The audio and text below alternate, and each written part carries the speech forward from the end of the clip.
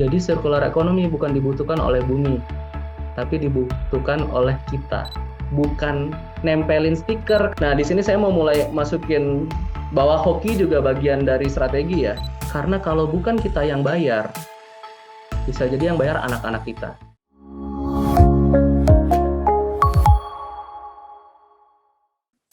Greeting, young entrepreneurs. Halo interns dan pagi teknik.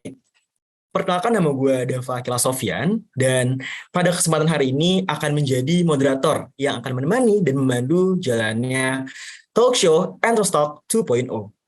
Untuk teman-teman, sebagai konteks, webinar Sales Intern saat ini sudah berjalan selama 2 kali.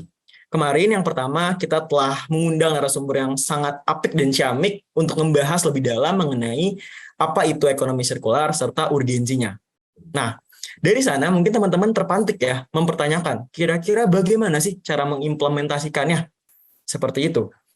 Di samping itu juga kita juga sudah mengetahui bahwasalnya ekonomi sirkular ini memiliki potensi yang sangat besar. Dan salah satu masalah yang ditangkap dari webinar pertama kemarin adalah kurangnya pemain teman-teman di field ekonomi sirkular ini. Nah, oleh karena itu, di webinar series kedua Entrance Talk hari ini, kita akan membahas sebuah tema yang sangat menarik, yang akan membantu untuk menutupi kekurangan tadi.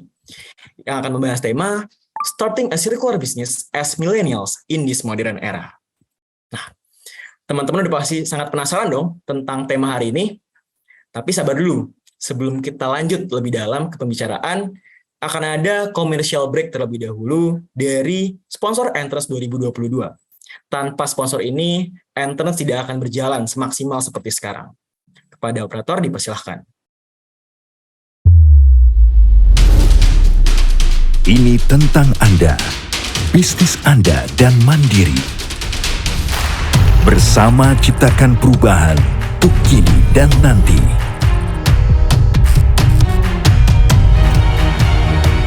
Berkolaborasi menggapai lebih. Buka peluang di mana saja.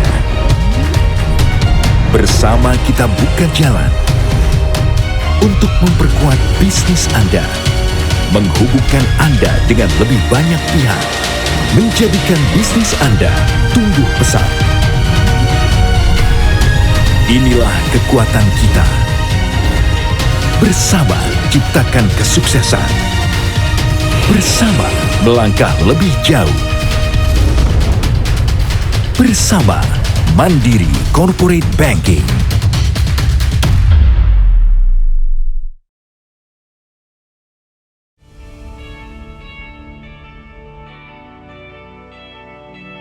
Total Bangun Persada. Always strive, continue to endeavor, and keep improving our performance towards excellence. With our firm foundation, strong structure, we rise with charisma. We honor the wealth of valuable knowledge that fuels our growth and expands our achievements to become the biggest and prominent company in world-class construction industry. We take pride in what we do. We do ordinary things extraordinarily. To us, flat means flat, and straight means straight. We build with an absolute state of quality because we are Total Bangun Persada. Pride and excellence in construction.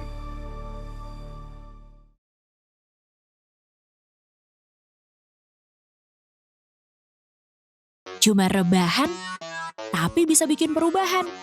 Waktunya mulai bisa apa aja dari satu aplikasi. Mulai adaptasi cara bayar baru. Bisa, kan pakai Kris. Jadi mudah. Mulai eksplorasi cara tarik tunai baru. Ya bisa lah. Dengan mobile tunai, gak perlu ribet. Mulai melihat potensi bisnis baru. Bisa dong. Transfer luar negeri cukup dari sini. Oh, itu aja ya? Enggak lah. BNI Mobile Banking punya banyak fitur yang buat kamu bisa apa aja. Bisa investasi, Buat life goals, kirim digital kado.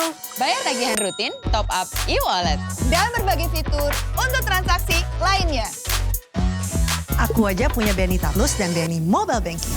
Yuk, buka tabungan dan aktivasi sekarang. Cukup selfie. Dengan tampilan BNI Mobile Banking baru, Mulai bisa apa aja sekarang.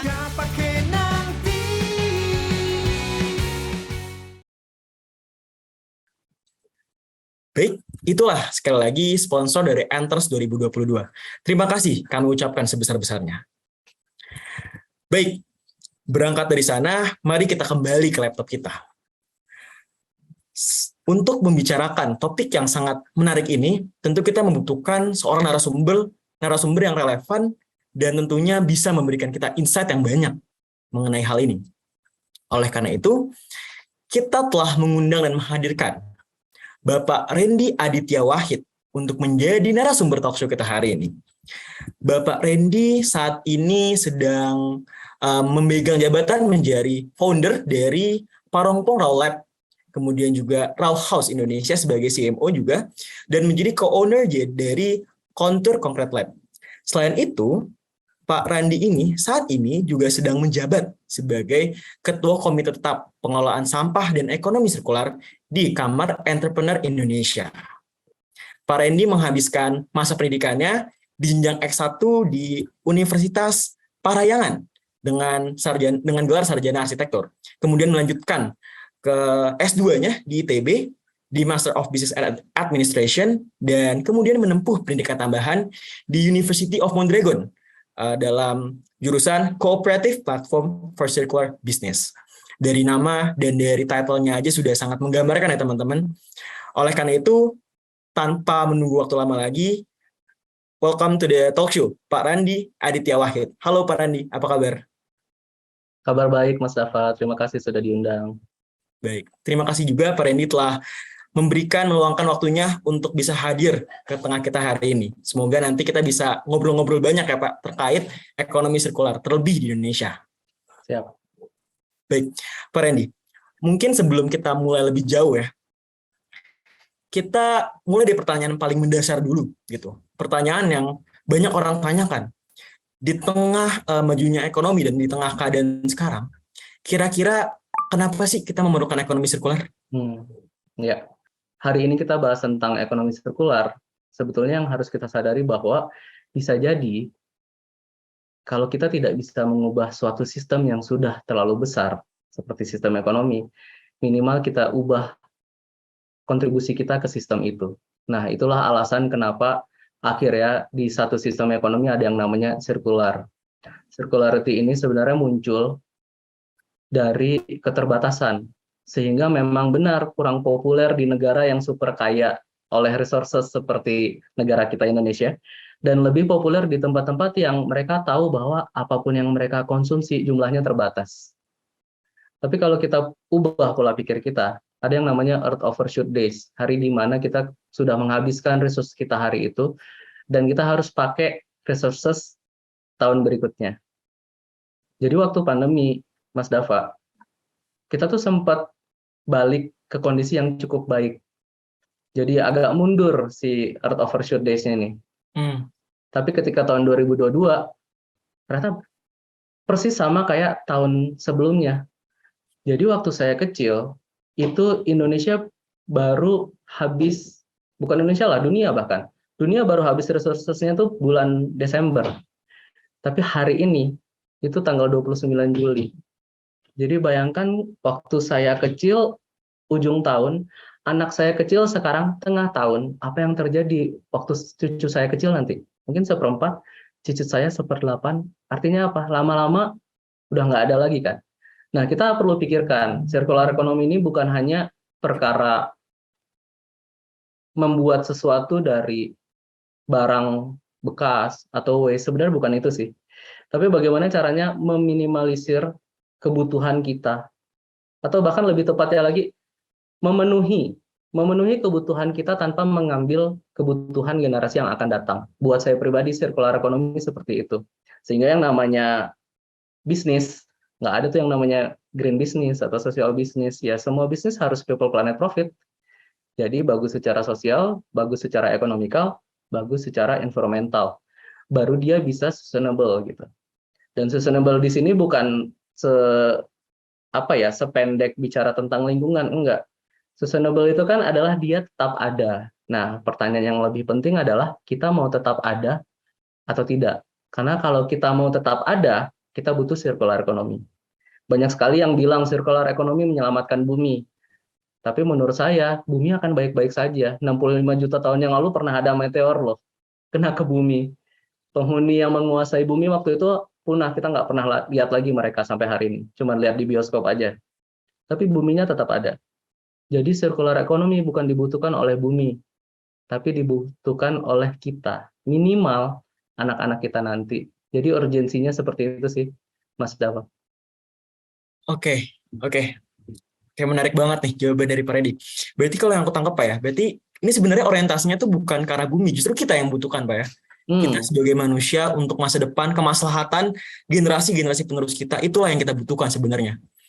Dan tadi menarik banget perkataan Pak Reddy bahwa soalnya sebenarnya gak ada namanya green economy, tapi ya semua ekonomi harus green gitu ya. Betul. Ini tadi kita harus melihat dari sisi balance, social, ekonomis, dan environmental. Oke, aku udah nangkap sih Pak. Berarti tadi dari social, ekonomis, dan environmental harus balance gitu ya Pak ya, ketiga hal tersebut. Yeah. Nanti mungkin kita akan lebih dalam lagi Pak ya, nanti di perbincangan kita sepanjang ini. Yeah. Oke. Setelah kita memahami urgensi gitu, kenapa kita harus menerapkan ini untuk kemaslahatan masa depan kita dan lain-lain. Sebenarnya bentuk konkret dari ekonomi sirkular itu seperti apa sih Pak? Kalau dari pandangan Pak Randi? Kalau saya di bisnis-bisnis yang saya lakukan, saya pertama coba cari masalah apa yang mau saya selesaikan. Jadi dulu waktu saya sekolah bisnis, seringkali diajarinya gini, lihat masalah orang lain apa. Masalah orang lain itu adalah peluang buat kamu. Awalnya saya pegang itu, tapi di perjalanannya saya jadi merasa, kenapa kalau orang punya masalah malah kita monetize ya? Harusnya kan kita selesaikan gitu. Jadi saya punya prinsip setelah itu, kalau saya punya masalah, saya akan bikin bisnis. Bisnis ini nggak boleh monetize problem, tapi dia harus solve the problem. Makanya kenapa saya nggak punya perusahaan pengolah sampah atau perusahaan manajemen sampah. Karena kalau saya punya perusahaan yang dapat untung dari berapa jumlah sampah yang saya olah kali rupiah, saya nggak akan pernah mau sampah saya selesai. Nggak pernah mau sampah Indonesia selesai mungkin. Jadi saya harus cari cara bagaimana jika yang saya lakukan itu justru jadi solusi. Contoh, kita ngambil sampah-sampah yang nggak pernah terbayangkan zaman dulu. Bukan zaman dulu lah, baru-baru ini bahkan bisa diolah. Puntung rokok, popok, pembalut, masker, tisu basah. Itu tuh sebenarnya dihitungnya residu. Nah, karena saya mencoba membuka pikiran saya ketika mencoba menyelesaikan masalah ini, saya kayak anak kecil yang nggak tahu kalau manusia nggak bisa terbang, Mas. Jadi kalau kita sudah dewasa, kita tahu manusia nggak bisa terbang. Tapi kalau anak kecil kan nggak tahu, sehingga kalau lihat orang terbang dia biasa aja. Saya pun waktu itu sama. Jadi saya nggak tahu kalau sampah residu itu nggak bisa diolah. Jadi secara textbook, residu itu tidak punya nilai dan tidak punya kemanfaatan, baik secara ekonomi ataupun fungsional. Jadi waktu saya pertama kali coba menyelesaikan masalah residu, kenapa saya pilih puntung rokok? Karena rokok itu sampah nomor 1 yang ada di laut. Dan nggak pernah ada yang bahas. Gitu. Banyak banget orang yang mengira puntung rokok itu kalau dibuang hilang begitu aja. Oke, kertasnya mungkin bisa dikompos, tembakaunya mungkin bisa, tapi ada plastik yang namanya selulosa asetat yang tidak bisa diapa-apain. Nah, karena saya mencoba buka pikiran aja, saya nggak tahu kalau itu nggak bisa diolah, saya coba olah, Mas. Dan akhirnya kita sekarang jadi bisa dibilang ya satu-satunya lab yang fokus untuk ngurusin sampah-sampah yang tak terolah ini.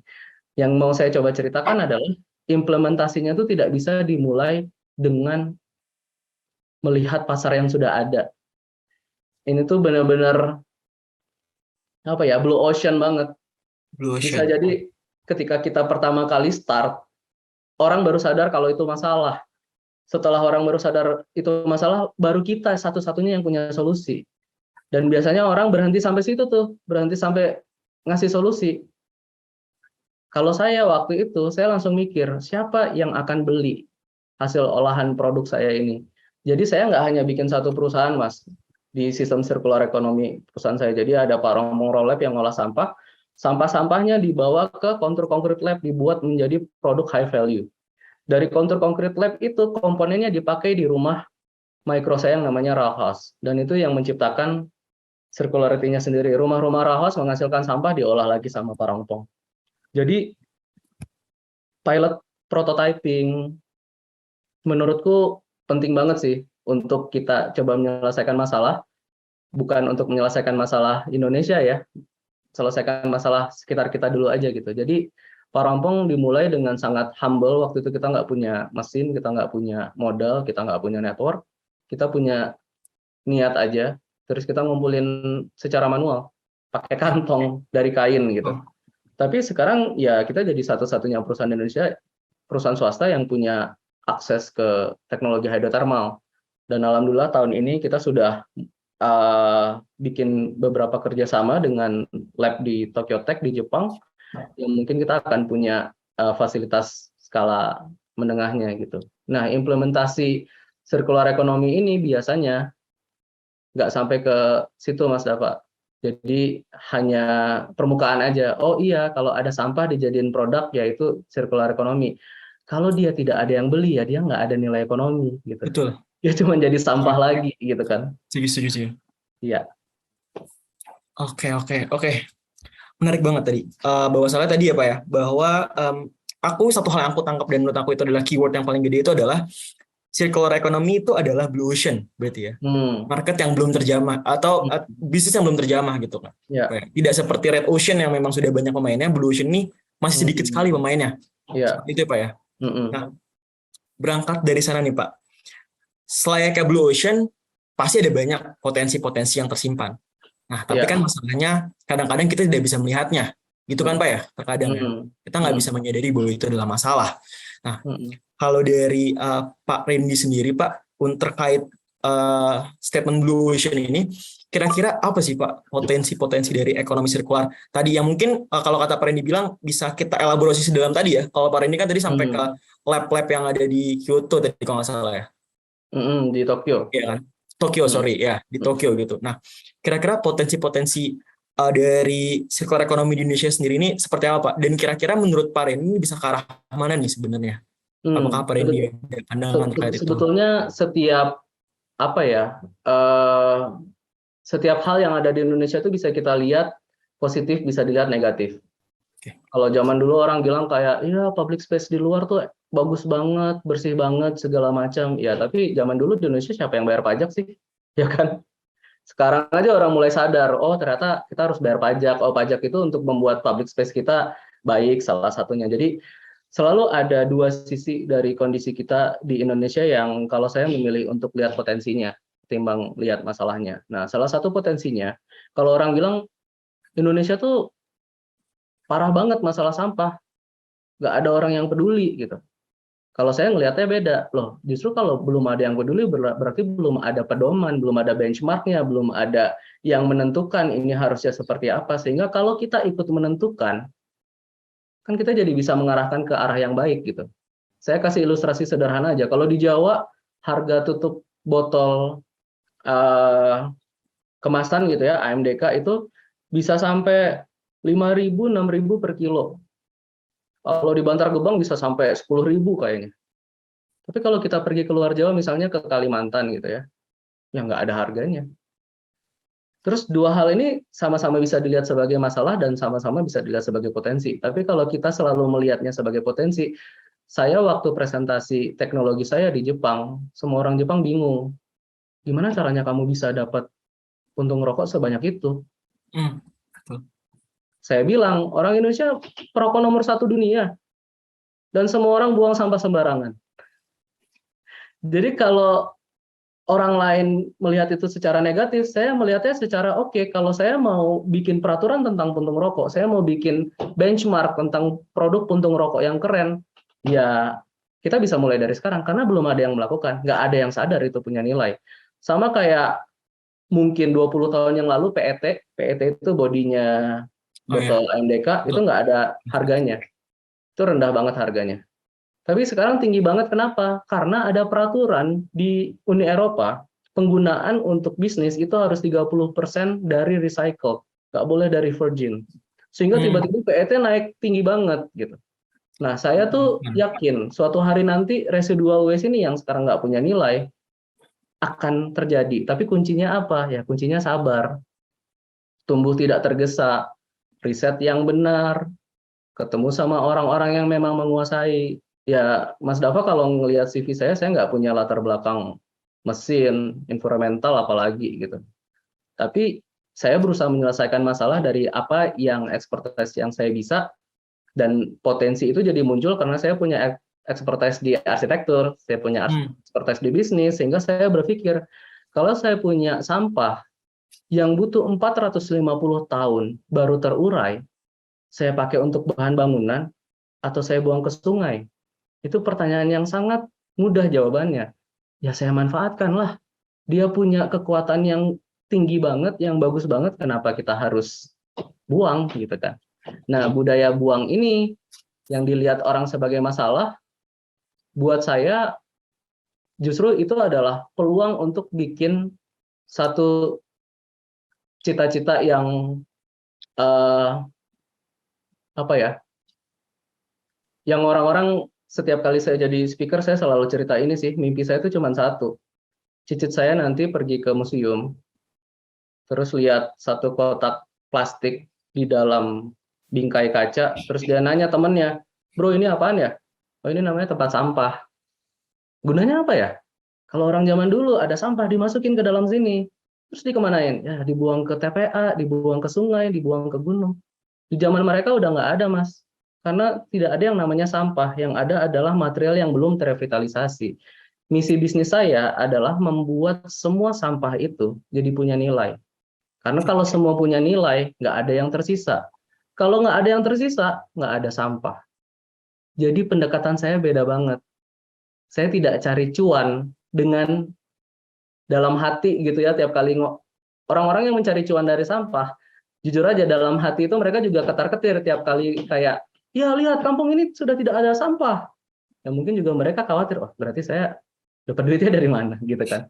Saya mencegah diri saya masuk ke lingkaran itu, karena kalau kita bukan part of the solution, we will be part of problem. Simple banget gitu. Jadi potensi-potensi di Indonesia tuh masih banyak banget. Kita punya 300 juta penduduk kurang lebih, terus kita juga punya anak muda yang banyak banget, 60% bahkan katanya nanti ketika generasinya Indonesia emas. Demografi. Terus betul, kita tidak mengalami penurunan populasi, kita tidak mengalami penuaan populasi, jadi banyak banget peluangnya. Nah, yang agak dikhawatirkan adalah jumlah yang banyak itu kualitasnya kayak apa. Jadi kenapa saya senang banget bisa share di kampus, karena saya pengen ini nggak saya lakukan sendiri, Mas Dava. Potensi ini disadari sama-sama. Kenapa akhirnya ini bisa saya share apa adanya. Bahkan untuk acara-acara kampus saya nggak pernah narik bayaran. Karena saya yakin kompetisi itu nggak jadi apa-apa. Tapi kuncinya sustainability adalah kolaborasi. Dan kolaborasi ini hanya bisa terjadi kalau yang saya pikirkan, dan yang Mas Dava pikirkan, dan yang dipikirkan oleh teman-teman di UI, dari engineering, itu sama. Apa sih circular economy? Oh, bukan nempelin stiker ke bisnis kita untuk kelihatan hijau, untuk kelihatan sustainable, lalu jadi punya hak untuk jual dengan harga lebih mahal, atau untuk dapat panggung lebih cepat. Bukan itu intinya. Karena itu kalau kita lakukan, kita nggak ngerti kenapa kita harus melakukan circular economy. Tapi yang pengen saya share adalah akan tiba masanya semua ide baik itu di-share sebesar-besarnya dan alam dijaga. Sekarang kebalik, Mas Dava. Semua ide-ide besar dijaga, nggak dibagi sama siapapun. Kalau orang mau harus bayar, harus beli lisensi, harus ikut training, harus ikut kuliah. Dikomersialisasi ya Pak ya? Dikomersialisasi, ide baik itu. Sedangkan alam dieksploitasi habis-habisan. Kebalik. Oke. Ya. Oke. Kalau dari yang aku tangkap nih Pak ya, sebenarnya intinya tuh kita harus think globally, act locally ya Pak ya. Kita berpikir secara kemaslahatan masa depan, tapi kita harus bergerak dari ya akar rumput gitu ya. Kita harus saya suka banget sih Mas Dava kalau akhirnya yang tertangkap adalah bagaimana cara kita bisa menyelesaikan masalah kita sendiri dengan apa yang ada di sekitar kita. Implementasi seperti itu yang memang kita butuhkan. Kalau di arsitektur kan istilahnya genius loci gitu. Nah, kalau di bisnis yang saya lakukan itu implementasinya sesederhana ini, Mas. Perusahaan saya yang namanya Kontur itu sebenarnya udah ada 10 tahun. Kalau Mas Dava dan teman-teman suka lari pagi di GBK, semua furniture outdoor yang ada di GBK itu kita yang bikin. Kalau main ke kafe-kafe ada box-box konkret yang dibuat dari puntung rokok itu kita yang bikin. Udah ada di mana-mana. Nah, sebelum kita nemu puntung rokok, kita tuh nggak ngadi-ngadi, istilahnya tuh kalau nggak nyari-nyari lah kayak apalagi ya yang sustainable, nggak gitu mikirnya. Tapi Kontur itu butuh imported flex, dia fiber yang untuk anti cracking agentnya produk kita. Barang itu tuh import dari luar. Kadang dia ada, kadang enggak stoknya, kadang dia datangnya telat jadi long lead item, kadang harga dolar naik, kita juga COGS-nya jadi naik turun. Jadi secara ekonomi dia problem. Lalu kita waktu itu pikirkan gimana ya caranya menyelesaikan masalah ini. Coba kita lihat apa yang ada di sekitar kita. Yang tadi Mas Dava bilang, masalah kita jangan diberesin dengan material yang ada di luar dong gitu kan. Habis itu kita nemu, oh ternyata puntung rokok kalau diolah bisa menggantikan anti cracking agent ini. Itu satu keunggulannya. Sehingga gratis kan sebetulnya. Tadinya kita beli, sekarang gratis. Yang kedua, produknya ternyata jadi lebih bagus. Dia punya tekstur yang khusus. Nah, di sini saya mau mulai masukin bahwa hoki juga bagian dari strategi ya. Kita hoki bahwa kita nemu tekstur yang ternyata seperti marble travertine. Nah, marble ini tuh kalau di arsitektur itu tuh mahal. Jadi hanya hotel bintang 5 gitu yang pakai. Katakanlah kalau saya nggak tahu harganya terakhir ya, tapi beberapa tahun yang lalu saya pakai itu 2,5 juta per meter. Mahal barangnya. Dan kita bisa ngasih dengan harga setengahnya, teksturnya mirip, punya story sustainability, dan yang paling penting apa Mas Dava? Dia bukan blood material. Marble itu selalu ditambang dalam kondisi menyiksa, membunuh, mengeksploitasi orang lokal di mana area marble itu berada, karena kadang mereka harus digusur, kadang mereka harus diancam, bla bla bla. Nah, produk kita nggak punya itu. Jadi bayangkan Mas Dava, dengan niat baik hanya untuk menyelesaikan masalah diri sendiri, impact-nya ternyata kemana-mana gitu. Dan itu yang kita sadari. Beda banget kalau waktu itu kita kayak sampah apa lagi ya yang bisa kita campur ke produk kita. Nah, itu yang selama ini terjadi, surface-nya aja. Habis itu mentok. Habis itu mereka menyalahkan dengan kalimat masyarakat tuh belum siap menerima produk kita. Ini salahnya pasar. Mereka nggak peduli sama produk green. Ya nggak gitu mikirnya. Kalau sama-sama bagus, tapi yang satu harganya lebih murah, terus lebih baik buat lingkungan, lebih baik buat orang-orang yang terlibat di value chain-nya, orang pasti akan milih yang ini kok. Tanpa perlu berkoar-koar kami green, kami fair trade, kami apa gitu loh. Makanya saya tuh percaya banget ketika bisnis itu sebenarnya cuma 3 yang perlu dilakuin. Build the team, make a very good product, habis itu sales. Nggak ada istilahnya, oh kita harus cari CSR, kita harus bikin program hijau, karena itu udah bagian dari operation-nya. Gitu. Betul. Oke. Setuju banget sih Pak. Apalagi kalau kita udah bisa bikin customer journey yang oke gitu ya, untuk dapetin produk itu. Tentu ya orang akan secara sendirinya Pak ya, dia akan tertarik dengan produk-produk kita. As long as produk kita kompetitif dan bisa bersaing di harga publik, walaupun mungkin sedikit lebih mahal, tapi selama masih bisa bersaing ya Pak ya, jadi aku nangkapnya. Harga pricing tuh sebenarnya sesuatu yang sangat nggak masuk akal. Ya Mas Dava ngerasain sendiri lah hidup di zaman sekarang, kok bisa sih coret-coretan bikin di Photoshop 5 menit dijualnya 5 miliar. Betul. Pricing itu sesuatu yang sangat aneh. Kalau saya pribadi tuh selama ini ngejalanin hidup nggak pernah peduli sama harga. Saya ya istilahnya bodo amat. Makanan ini harganya 1 juta, kalau nggak enak ya nggak enak. Kalau bajunya nggak nyaman, saya bilang nggak nyaman. Kalau misalnya rumahnya nggak bagus ya saya bilang nggak bagus. Saya nggak peduli harganya berapa. Karena pricing itu sebenarnya cuma kesepakatan, ya kan? Padahal di belakang itu ada hidden cost. Hidden cost-nya ini yang di dalam circular economy perlu diangkat story-nya. Nah, circular economy juga harus mengangkat itu karena buat saya pribadi, saya nggak percaya sama makanan murah, baju murah, rumah murah. Karena kalau bukan kita yang bayar, Bisa jadi yang bayar anak-anak kita. Bisa jadi yang bayar adalah orang-orang yang kerja nggak dibayar di Cina sana atau di Bangladesh, kita nggak tahu, atau bahkan di Indonesia sendiri. Bisa jadi yang bayar lingkungan kita. Sehingga yang itu tadi Mas, sama sekali bukan tentang bersaing harga. Tapi yang orang lupa adalah kualitas. Makanya tadi saya bilang di bisnis itu kita nggak mikirin CSR, kita nggak mikirin harga, kita nggak mikirin kompetitor, kita cuma mikirin 3 hal. Build a very good team, make a very good product, do the sales, udah. Oke, I see. Oke, that's statement yang menarik ya dari Pak Randy tadi ya, bahwa soalnya tadi pricing itu bukan the core-nya justru ya. Justru dari produk, sales, dan timnya yang bisa menentukan bagaimana ini bisa ini. Soalnya memang sekarang kan diskusi yang sering terjadi kan itu Pak ya, economical value-nya bagaimana gitu, harganya mungkin lebih mahal dan lain-lain. Tapi ternyata itu bukan ke arah sana ya Pak ya. Bahwa soalnya tadi harga itu nggak mutualize ke sana maksudnya mungkin ya. Untuk Tidak fokus ke arah bertahan, situ ya.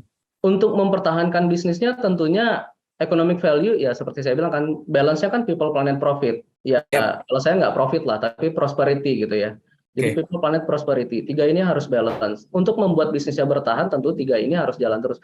Tapi waktu kita memulai bisnisnya, di bisnis model Canvas yang saya sering lihat, orang memulai dari revenue stream-nya dulu, Mas. Orang ngomongin kayak, dari mana ya? Dari mana aja kita dapat revenue-nya? Tanpa sadar, yang pertama harus mereka lihat, itu sebenarnya bahkan bukan kotak tengah, bahkan bukan competitive advantage-nya loh. Key values-nya ya, tapi ya. Bahkan bukan values-nya, Mas. Ini tuh buat siapa? Why? Yang paling kanan, paling atas, kotak itu yang paling penting sebenarnya. Karena kalau kita nggak tahu itu buat siapa, bisa jadi dia laku banget, bisa jadi cuan banget. Tapi kalau dia nggak bagus buat lingkungan, ya buat apa? Kalau dia nggak bagus buat yang kerja, buat apa? Jadi kalau saya mulai bisnis selalu dari kotak paling kanan dulu. Ini sebenarnya buat siapa gitu? Buat apa? Sehingga waktu kita start bikin si bisnis modelnya, circular economy itu jadi natural masuk ke dalam sistemnya karena kita tahu oh ya kita nggak boleh nih pakai raw material terlalu banyak karena dia nggak bagus buat lingkungan. Tapi kita juga nggak bisa key activities-nya lebih rendah daripada key resources karena akan membuat barangnya jadi mahal dan margin kita tipis gitu kan. Gitu. Jadi apa ya? Saya ngerasa kotak-kotaknya BMC itu sangat memudahkan untuk kita ngecek lagi sih alasan kita bikin bisnis ini untuk apa. Habis itu kita masukin ke proof of concept-nya. Does it work? Does it sell? Siap. Kalau kita bikin bagus banget tapi nggak ada yang mau beli, percuma. Kalau banyak banget yang mau beli tapi kita nggak bisa bikin yang bagus juga percuma. Makanya memulai bisnis itu harus dari why, kenapa sih kita mau ngelakuin ini? Karena saya ketemu banyak banget Mas Dava, orang yang udah people, planet, prosperity, dia nggak ada di internet terkenal, atau dia nggak naik mobil mewah banget, atau dia juga nggak dielu-elukan sama followernya, tapi dia happy sih. Dan circular economy yang dilakukan sama orang-orang ini biasanya yang bebas dari greenwashing karena mereka nggak ada beban. Siap. Oke. Tadi menarik banget pernyataan Pak Randy. Bener banget sih Pak, yang perlu kita gerak dari customer segmen ya. Dan terkadang Pak ya, orang tuh melupakan bahwa soalnya customer tuh terbagi dua juga. Ada yang internal dan yang eksternal. Kita terkadang fokus ke eksternalnya aja. Siapa yang membeli barang kita. Tapi kita nggak peduli nih customer internal kita. Yaitu ya tim yang membuat barang itu gitu. Bener banget Mas. Setuju banget sih Pak, bahwa kita harus ngelihat. Nanti mungkin nih teman-teman nonton ini mungkin kalau nanti pengen bikin BMC dan lain-lain, tadi ingat ya teman-teman ya, kita jangan fokus ke customer eksternal kita aja, tapi internal kita juga gitu loh. Karena tadi kuncinya 3 kalau kata Pak Randy, tim, produk sama sales. Dan dari sana market akan mengikuti lah gitu Pak ya, kurang lebih selama dari 3 tadi. Oke, segmen yang menarik. Oke. Berarti tadi Pak ya, bahwa tadi circular economy kan bergerak dari kekurangannya resource sebenarnya, kayak kita mengolah kembali residual. Tapi di Indonesia saat ini kita terlalu kaya akan resource, dan itu membuat kita jadi seperti aware. Kita kan suka nonton film Hollywood terus merhatiin banget orang belanja udah pakai kantong kertas kan.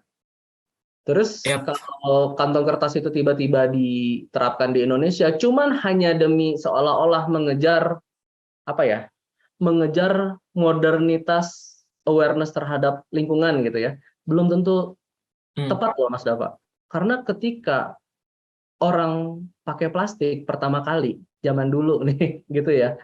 Sebenarnya bukan karena apa-apa. Percaya nggak kalau saya bilang karena untuk menyelamatkan hutan? Oke, aku sempat ingat ceritanya sih Pak. Konon katanya itu Nah, dibuat justru untuk mengulang penggunaan berulang kali sebenarnya. betul, karena Bahwa dia kantong menggunakan plastik plastik itu berulang itu kali. untuk dipakai berulang kali, sehingga kalau tiba-tiba Nah, dipakai satu kali, dia jadi masalah. Nah, itu yang tadi betul. saya pengen omongin adalah sebetulnya peluang di Indonesia ini, karena kita belum banyak, Mas.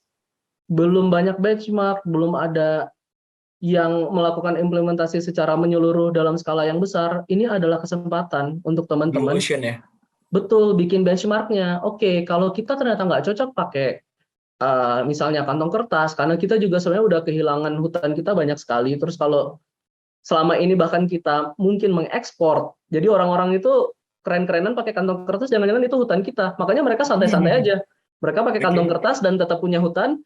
Kita pakai kantong plastik, plastiknya kita buang sembarangan, terus kita nggak punya hutan. Nah, ini kan sesuatu yang harus kita pikirkan. Jadi saya sih merasa peluangnya adalah coba cari dulu alasan kenapa kita harus melakukan ini, terus stick to it.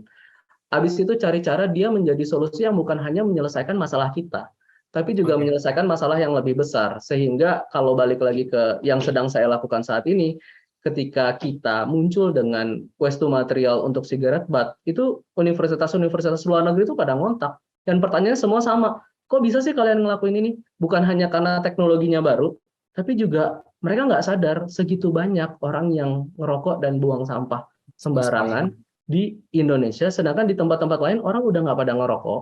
Udah gitu, kalaupun ngerokok di tempat yang khusus, sehingga gampang banget ngumpulinnya.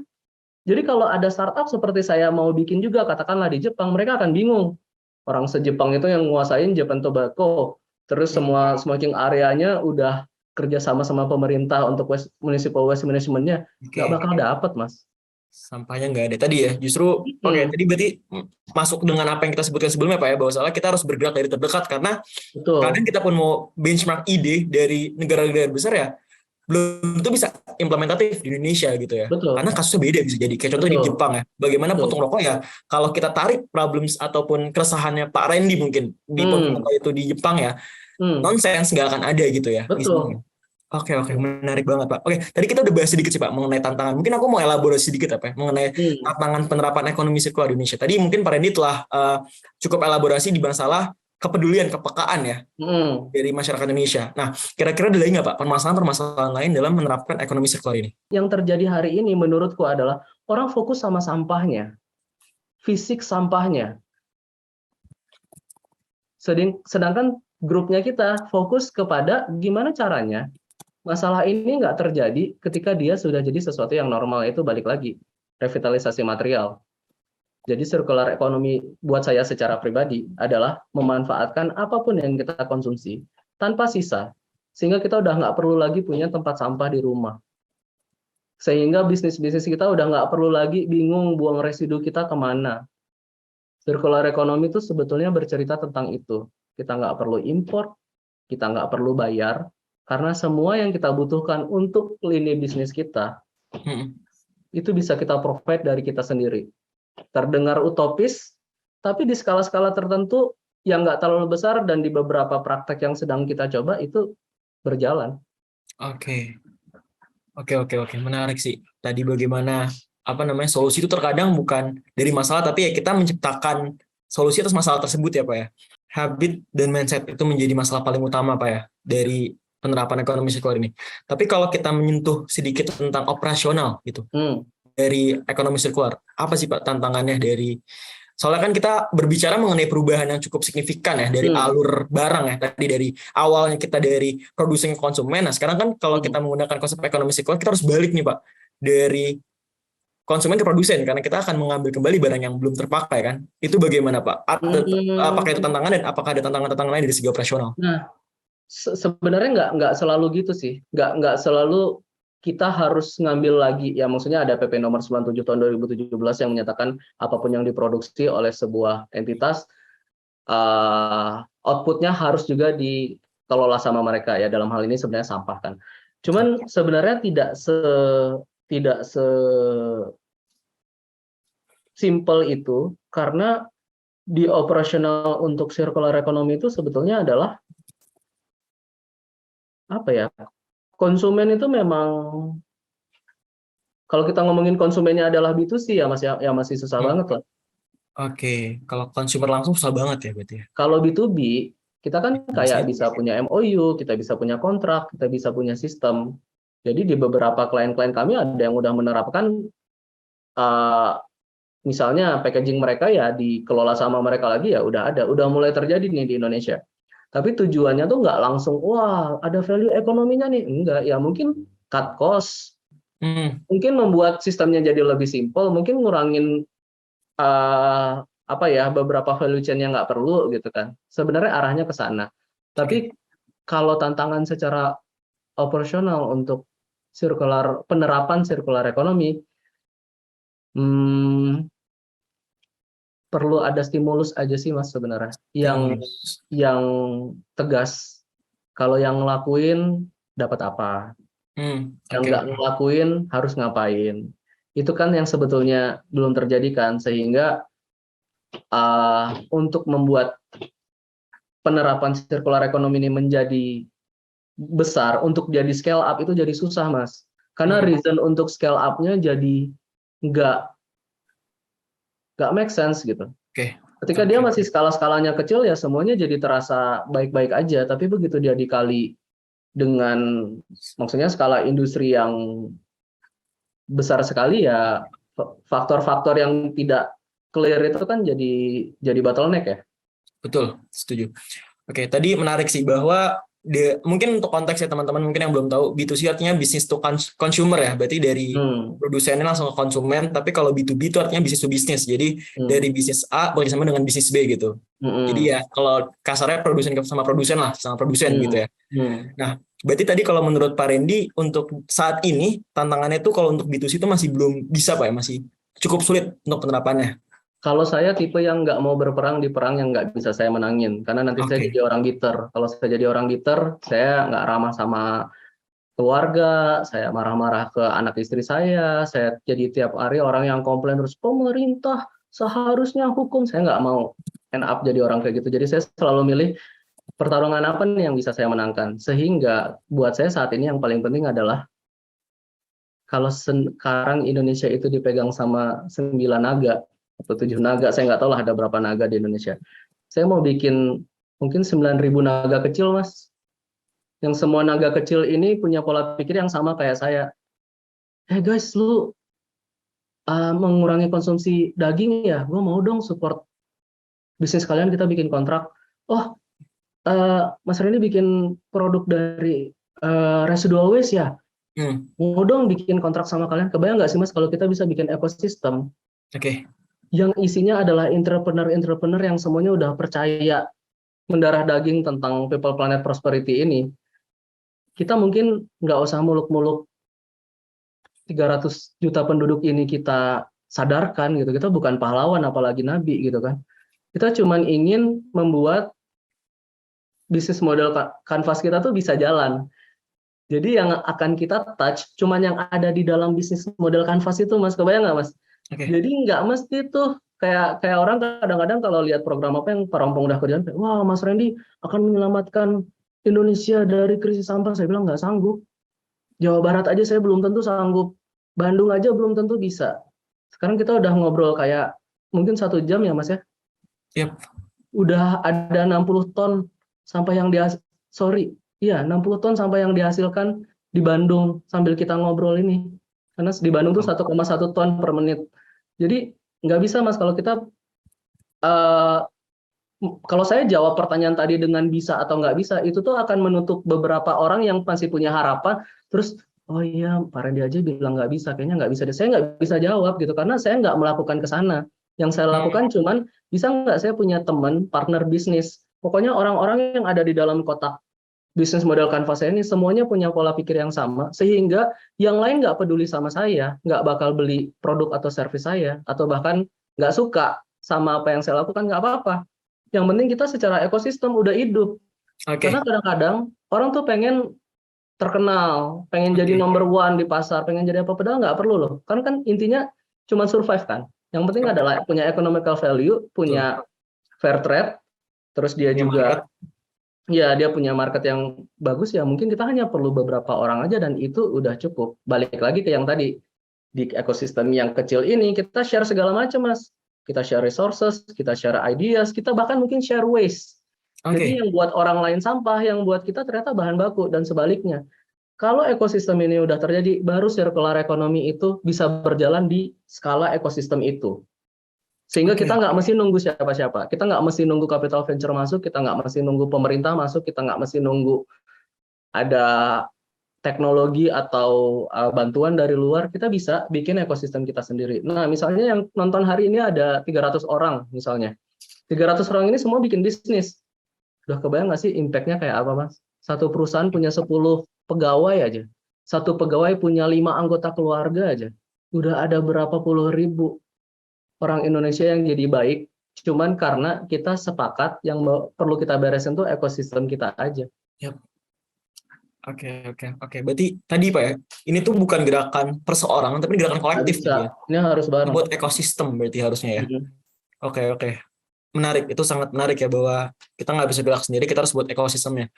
Nah, mungkin untuk membantu memberikan penggambaran nih Pak, kan tadi kan kita harus melihat situasi juga saat ini, marketnya, bukan market, orang Indonesia masih terkadang masih belum aware dengan circular economy ini gitu. Nah, kalau dari Pak Reni sendiri kan tadi fokusnya berarti B2B ya, kalau yang saya tangkap gitu, di program-program atau perusahaan yang Pak Reni pegang ini. B2C juga bisa kalau dia part of our business model canvas kan. Oke, yes, betul. Tapi saat ini fokusnya di B2B atau B2C Pak Reni? Sebenarnya produk-produk retail kita juga hitungannya B2C ya. Terus Oke. nasabah-nasabah koperasi sampah juga hitungannya B2C. Jadi B2B atau B2C itu dibedakan karena cara operasional kita atau cara kita menghadapi mereka akan berbeda, makanya perlu diklasifikasi. Tapi kalau pertanyaannya balik ke apakah ini sebetulnya apa ya tadi, udah bisa diterima sama market atau belum, atau ini udah bisa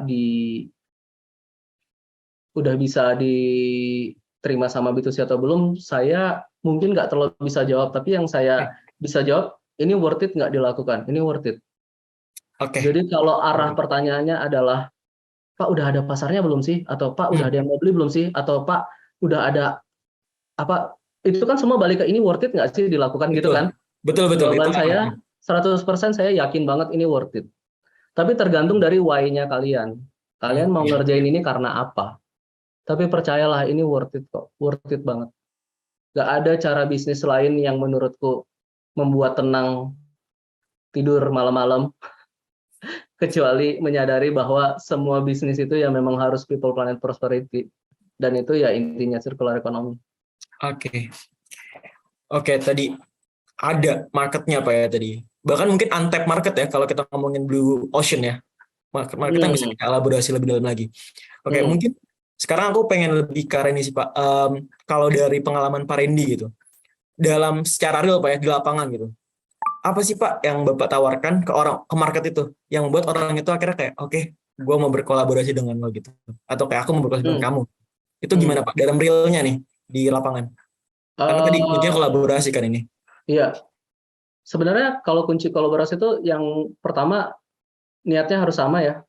Niatnya harus sama. Nah, yang kedua sebetulnya menurutku yang paling penting adalah apa yang dia punya kita nggak punya, apa yang kita punya dia nggak punya. Simpel banget. Tradingnya Pak ya, tradingnya gitu. Iya, kalau kita punya kita punya A, dia punya A, jadi bingung kan kita kerjasamanya dalam bidang apa gitu ya. Dia harus punya sesuatu yang beda.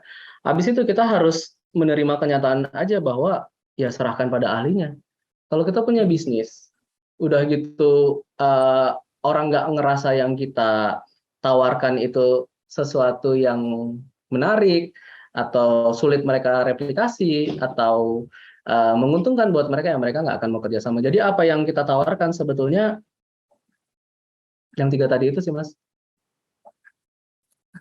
Tim yang bagus banget, produk yang baik banget, sama ya kalau sales itu yang mencakup ke image, branding, marketing, after sales gitu ya. Tapi 3 itu sih yang akan bikin orang mau pakai barang kita. Jadi saya di semua produk atau jasa yang kita tawarkan itu nggak pernah bilang kerennya kita, karena orang nggak peduli. Orang nggak peduli Mas kita sekeren apa. Kalau yang kita tawarin nggak menyelesaikan masalah yang mereka punya, ya mereka nggak akan Oke. attach, ya kan. I see. Jadi yang kita tawarkan misalnya produk konkret kita, orang susah cari yang sehalus dan sebagus itu desainnya. Bukan hanya di Indonesia, di Asia bahkan. Saya kemarin keliling di Jepang, terus semua orang pegang produk kita dan kayak wow ini high value quality. product banget, high quality product banget gitu. Dan itu yang membuat orang jadi pengen pakai gitu. Karena kuncinya di sana Mas, produk yang bagus, service yang bagus. Karena pernah lihat dompet dari bungkus sabun? Beberapa kali pernah, tapi masih yang homemade gitu sih Pak. Jadi aku nggak ngeliat yang secara industrial gitu atau Mas kayak. Dava pengen nggak beli dan pakai itu? Jujur kalau gambar luarnya masih gambar sabun mungkin aku belum mau Pak ya. Kalau belum ada Yakin prosesnya. nggak sama kualitas resletingnya, jahitannya? Kalau yakin nggak yakin tergantung pemakaian sih Pak sebenarnya. Kalau aku sih ya tadi tergantung pemakaian sih sebenarnya. Terus kalau itu dijual dengan harga mahal, mau beli nggak? Mengingat brand untuk dompet itu sangat banyak ya Pak ya. Ya itu tuh ya ada Akan cari yang konsiderasi. lain kan Mas? Akan cari yang sesuai sama yang Mas Dava pengen kan? Betul. Saya tanyakan itu ke Mas Dava karena kalau saya tanya ke orang yang sangat aktivis lingkungan, dia akan jawab dengan pede, saya akan beli yang itu gitu kan. Oke. Nah, tapi kenyataannya pasar pada umumnya akan cari barang apa sih Mas? Barang yang bagus, barang yang sesuai sama kebutuhannya. Terus ya yang mereka bisa beli, yang menyelesaikan masalah mereka kan. Jadi akhirnya balik ke situ Mas, kita kalau bikin bisnis kita dimulai dengan kekerenannya apa, biasanya nggak bisa launch sih. Jatuh. Iya. Oke. Memang harus cari dari masalah apa yang orang hadapi. Oh, orang nggak punya produk waste to material berbasis konkret yang sebagus ini, salah satunya itu. Atau yang kedua, orang kalau mau ngisi furniture outdoor bingung, pilihannya cuma steel, dan steel itu bisa karatan, udah gitu gampang dicolong karena ringan gitu kan. Produk konkret kami tahan lama banget, susah diangkutnya, udah gitu dia membangun ruang gitu. Jadi kayak kita pikirin sampai ke sana Mas. Makanya jujur aja, Kontur itu adalah perusahaan desain.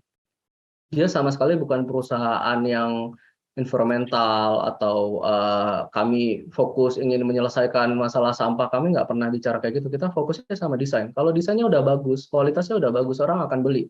Nggak peduli itu sirkular atau enggak. Nah, saya tuh mau bicara tentang ini.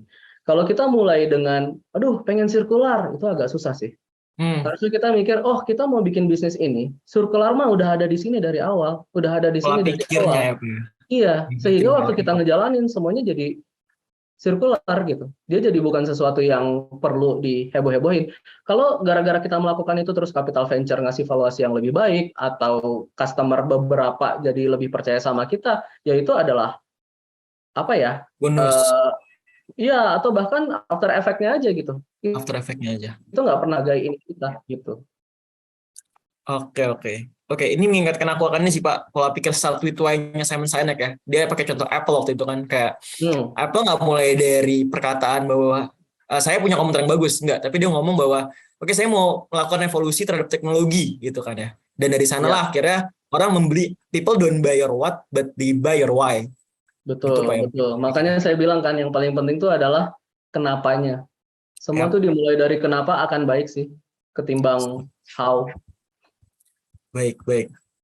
Oke Pak, dari satu jam diskusi ini tentu banyak banget ya Pak yang bisa kita ambil dan kita garis bawahi tadi bahwa circular economy adalah suatu pergerakan yang kolektif, kuncinya adalah kolaborasi, kemudian juga kita nggak perlu kita fokus dulu aja ke reasons kita, why kita, dan yang penting think globally, act locally. Kita lihat apa yang ada di sekitar kita ambil, kita revitalisasi, kita gunakan kembali, dan kalau bisa tadi, kalau secara utopisnya kan itu ya Pak, zero residual ya, kita nggak ada waste, kita bisa olah semuanya, dan kalau bisa nanti ini semua dilakukan demi kemaslahatan anak cucu kita ke depannya, sampai mereka bertanya-tanya mungkin ya, kok ada dulu tempat sampah gitu, kok ada dulu tempat pembuangan TPA dan lain-lain.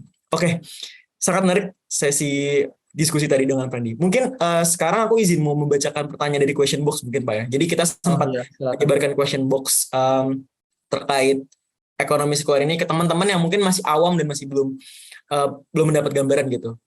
Mungkin aku izin mempertanyakan beberapa Pak ya. Silakan. Sekaligus mungkin recall beberapa yang sudah kita diskusikan juga gitu. Ya. Nah, pertanyaan pertama Pak, ini pertanyaannya terkait bisnis model ekonomi sirkular. Sebenarnya apa sih Pak pro dan kontranya? Seperti itu. Mungkin kita mulai dari yang pahit-pahit dulu ya. Kontranya Kontranya dulu. sebetulnya kalau buat saya pribadi nggak ada. Oke. Saya sih karena ngerasa in the long run ini akan berbuah manis sih. Cuman kalau mau dilihat apa yang membuat agak sulit dikerjakan, yang jelas ya apa ya, mungkin pas kita start awal nggak banyak benchmark, jadi kita harus berusaha ketemu cara kerja kita sendiri. Mungkin juga nggak banyak vendor, mungkin juga nggak banyak sistem, dan bahkan mungkin juga akan banyak R&D ya. Jadi nggak pasti gitu loh, Mas Dava. Maksudnya kalau bisnis biasa mungkin kita kayak, oke, mau bikin nasi goreng, saya perlu nasi sama wajan, saya perlu mungkin butter gitu kan. Itu kan udah kebayang nih. Tapi kalau saya mau bikin apa ya, rendang plant based misalnya. Ya rendang kan biasanya nggak plant based. Kalau plant based berarti saya harus riset dong. Gimana protein nabatinya, terus gimana supaya rasanya enak, apa. Nah, dari sedikit ilustrasi yang saya kasih kan udah kelihatan ya, bukan hanya cost-nya yang lebih berat, effort-nya juga. Jadi bukan jalan pintas untuk tiba-tiba berhasil lah gitu. Nah, tapi balik lagi, berhasil setiap orang kan beda-beda ya. Yep. Saya adalah co-owner-nya Burgreens di Bandung. Burgreens itu adalah makanan plant based yang nggak pakai daging sama sekali, dan dari awal tuh saya percaya bahwa itu bisa dilakukan. Sedangkan waktu saya baru buka makanan itu di Bandung, doesn't exist tuh, nggak ada tuh yang namanya pasar plant based. Orang cuma taunya vegan buat orang-orang yang nggak bisa makan daging secara religius atau diet atau sakit gitu ya, sama makanan normal. Jadi waktu saya buka 2 tahun yang lalu, semua orang bilang kayak, wah nggak bisa sih di Bandung, nggak ada sih yang mau gitu. Ya itu tantangan keduanya selain repot adalah bagaimana cara kita menjaga mentalitas kita juga untuk tetap percaya sama yang kita lakukan, karena orang mungkin nggak akan percaya sih, atau bukan hanya nggak akan percaya, mungkin akan mengecam kayak aneh banget sih gitu. Nah, untungnya hampir semua bisnis yang saya lakukan kayak gitu, Mas. Bikin rumah 3x3, siapa yang mau tinggal sih? Kita menang Wirausaha Muda Mandiri loh 2020, best of the best, ngalahin 16.000 partisipan. Terus bikin asbak dari puntung rokok, nggak mungkin. Kita pameran di Maison Objet di Paris. Bikin pengolahan sampah yang ngelola sampah residu, nggak mungkin. Pak Rompong sekarang top of mind buat itu. Jadi kontranya di situ sih, Mas. Tapi buat orang kayak saya itu bukan kontra sih. Itu kayak serunya justru di sana. Challenge-nya di situ Pak ya. Tantangannya di situ ya. Yang bikin pengen tetap ngerjain tuh karena seru gitu. Serunya tuh di situ. Nah, pro-nya apa? Banyak banget sih. Kita bisa dapat ekosistem kerja dan juga berbisnis yang menurutku ketemu sama orang-orang baik ya. Orang-orang yang emang dari awal kita duduk sama dia, kita nggak ngerasa, oh dia gitu sih bisnisnya gitu loh. Kita ngerasa, wah keren banget. Terus dia share sama kita share sama mereka, kita nggak berkompetisi, kita karena tahu kalau ada yang bikin kayak saya lagi, saya tuh seneng banget, Mas. Maksudnya saya nggak malah marah, saya ngerasa kayak, berarti masalah yang mau saya selesaikan akan lebih cepat selesai karena ada yang kayak saya. Itu pro-nya. Sedangkan kalau di bisnis yang lain, saya bikin SS Glow, terus ada yang bikin TS Glow gitu kan, terus berantem kan. Ya kan?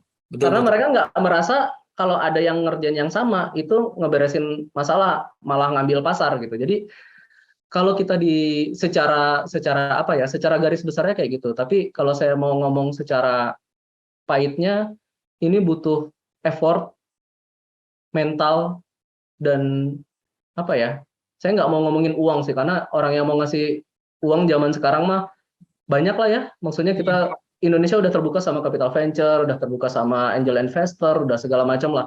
Saya sih nggak bilang bahwa duit itu masalah bukan karena saya punya uang, tapi saya bilang faktor uang itu di bisnis zaman sekarang kayaknya nggak relevan untuk dimasukin karena siapapun bisa dapat pendanaan, walaupun itu sebenarnya hutang, walaupun itu sebenarnya sesuatu yang harus kita masukin ke bisnis plan ya. Jadi eh, jangan khawatir memulai circular economy karena itu sih. Dan kalau dibilang bahwa pasar belum siap segala macam juga itu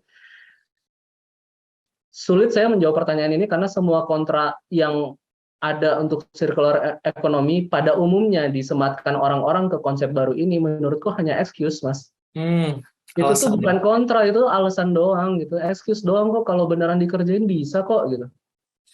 Oke. Ini pertanyaan dari question box terakhir nih mungkin, Pak. Ya. Oke. Tentu dalam konteks kita saat ini di webinar entrance yang hadir ini banyak sekali mahasiswa fakultas teknik. Gitu. Fakultas teknik dari berbagai macam fokusan, mesin, sipil, industri, you name it, banyak banget gitu.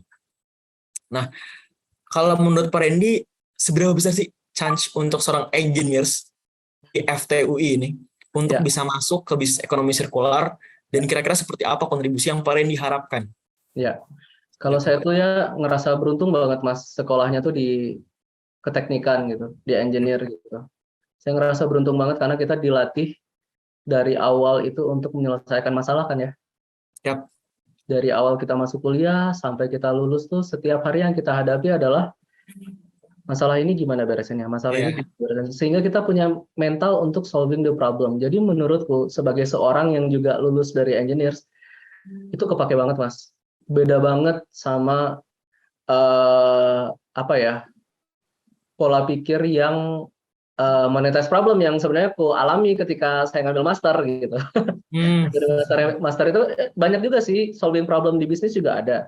Tapi ketika pola pikir entrepreneurship itu terlalu jadi patokan dan mencari masalah apa lagi nih yang bisa kita cuanin gitu kan kalau di entrepreneur kan, itu jadi agak kontradiktif. Walaupun saya sendiri tuh kenapa akhirnya milih ngambil master di bisnis, karena waktu di engineer pun jujur aja, Mas, kita kan terlalu fokus sama apa yang kita kerjain ya. Kadang-kadang orang lain tuh jadi salah gitu. Kalau di arsitektur kita suka pakai istilah daerah ini tuh tadinya daerah heritage, tapi akibat bisnis komersialisme yang merajalela, jadi kesannya kayak monster banget gitu loh. Padahal bisnis pun adalah ilmu untuk memahami kebiasaan manusia dalam memenuhi kebutuhannya sebetulnya. Bisnis itu tentang itu. Jadi kita harus memahami semua orang itu sebenarnya gimana sih memenuhi kebutuhannya dan perilakunya seperti apa. Itulah bisnis kalau menurutku secara pribadi. Dan berpotensi nggak teman-teman engineer? Berpotensi banget. Tapi apakah kalian harus langsung terjun ke bidang yang bukan bidang kalian? Kalau saya sarankan jangan. Karena setelah lulus minimal 2 tahun nih, Mas Dava dari teknik industri, masuk aja benar-benar teknik industri dulu. Jangan lihat bidang yang lain, karena kita harus tes sih. Yang kita 4 tahun pelajari itu sebetulnya di lapangan, di dunia kerja seperti apa, real world-nya itu kayak apa. Karena setelah kita jalani setelah 2 tahun, nanti akan ketemu kayak, oh ternyata ternyata saya ingin mengejar ini. Nah, di situ nanti bisa ngambil master, ngambil short course, ngambil research study, ngambil apapun. Yang penting adalah kita nggak boleh ngaku-ngaku sih, Mas. Maksudnya nggak punya latar belakang keilmuannya, terus kita mengaku bidang lingkungan. Nah, itu saya nggak pernah mau. Jadi setiap kali saya jadi pembicara, suka ada yang kayak, ya ini ahli lingkungan kita. Saya bilang, enggak, saya bukan ahli lingkungan, saya tuh pebisnis. Tapi kebetulan aja people, planet, prosperity. Ya sama, nanti teman ada yang di teknik mesin misalnya yang lagi nonton, ya saya tuh engineer teknik mesin, tapi saya pengen ngeberasin masalah lingkungan, jadi saya bikin mesin ini gitu loh. Sama kayak saya pakai arsitektur saya untuk bikin sampah-sampah ini jadi material bangunan kan. Jadi ketika kita bisa fokus sama basicnya kita apa, habis itu kita bisa kembangkan lagi mau ke arah mana. Nah, saya tuh jujur aja mungkin belajar juga dari yang terjadi ke saya 5 tahun terakhir. Terlalu sering, Mas, dijadikan konsultan, advisor. Saya sempat jadi tim petunjuk teknisnya kementerian untuk bikin pengelolaan sampah. Terus saya jadi ngerasa karena saya orangnya terlalu strict, saya kayak ini nggak benar deh, maksudnya saya nggak punya latar belakang akademis untuk dibayar secara Profesional.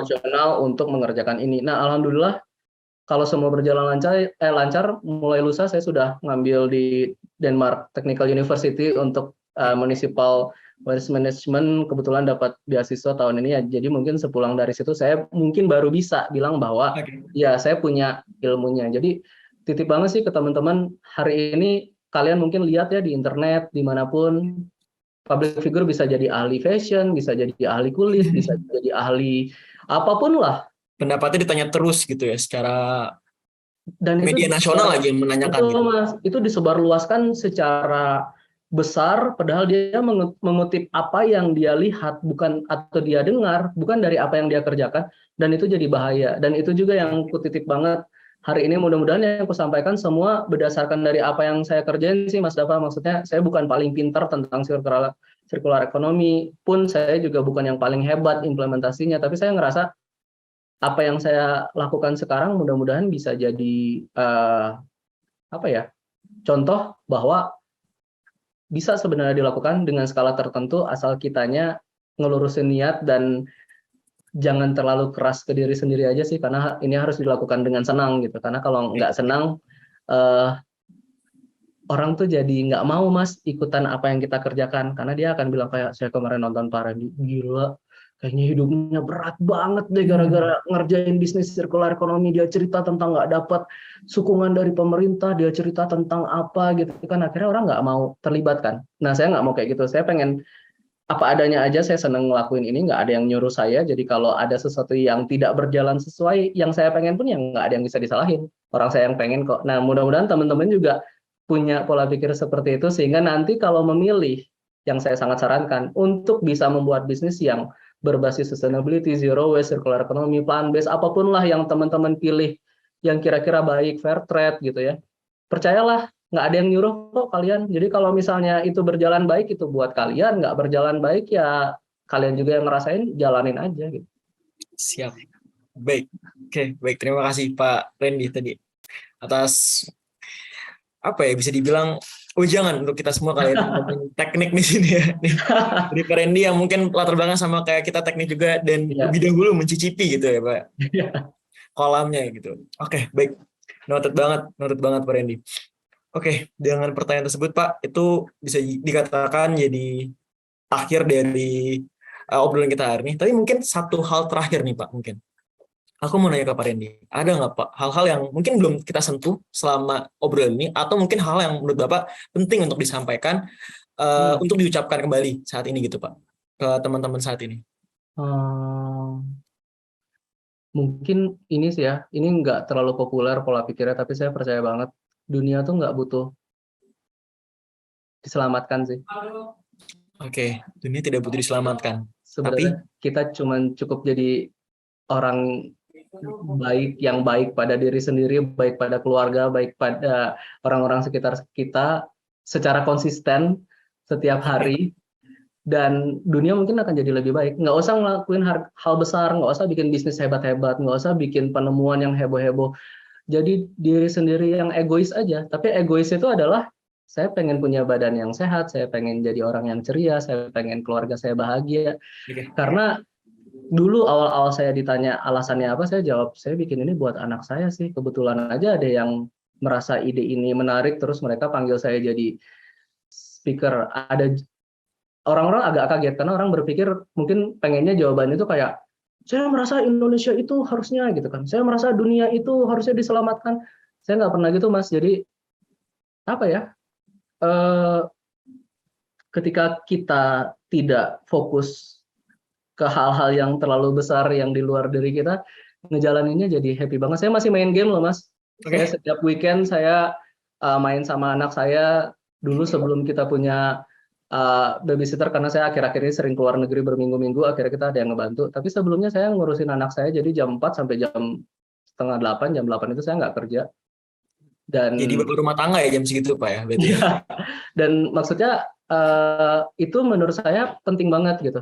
Penting banget untuk kita tetap tahu apa sih yang paling penting buat kita. Kalau buat saya yang paling penting itu adalah anak istriku sih. Oke. Jadi walaupun apapun yang terjadi ketika kita punya apa ya, ini kayak bahasa muncul dari komik ya, tapi itu sih kenyataannya, punya orang-orang yang mau kita jaga, orang-orang yang mau kita lindungin.